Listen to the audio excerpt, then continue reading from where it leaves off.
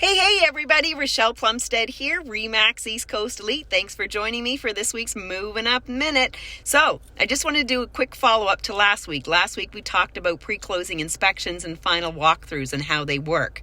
I had some questions come through and I wanted to answer those. So, what happens if it doesn't go as planned?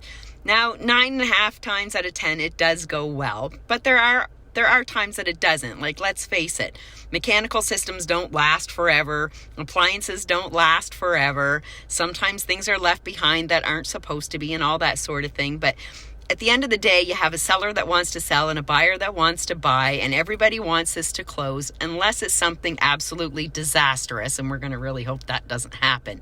So more often than not, it's something that just needs to be fixed. So how do we do this? Really, there's 3 options. One is both parties can agree to not close on the property until whatever is wrong is fixed. The second thing is called a holdback. So this is when the property closes, the sellers get most of their money, the buyers pay most of their money, and they get to close the day that they're supposed to. But perhaps there's something that needs to be done. So they hold back the money to get that done. And then once it is done, it's paid for. I know that sounds really confusing, so let me give you a quick example. Let's say that the central vac was working, but on closing day it didn't work, and the buyers really wanted it to work, and the sellers didn't know it wasn't working, so they both agreed to hold back $200 to have somebody come in and fix it and make sure it's working. Once that's done, the bill is paid for with that $200. If there's any money left over, that goes back to the seller.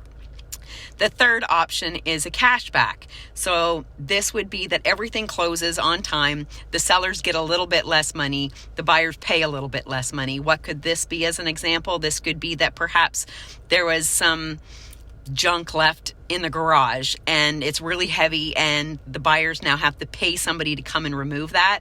So they might say, listen, we still want your house, but we don't want your junk. We want $300 off because it's going to cost us that much to get somebody in. So those are just a couple of examples of how things could go. But again, remember that everybody wants this property to close. So the buyers and the sellers come to an agreement and we make the magic happen. So I'm wishing you guys all a fantastic weekend, and tune in next week. I've got a special guest that I'd like to introduce you to. If you're moving up, moving over, moving out, you've got questions, I've got answers. See y'all next week. Bye for now.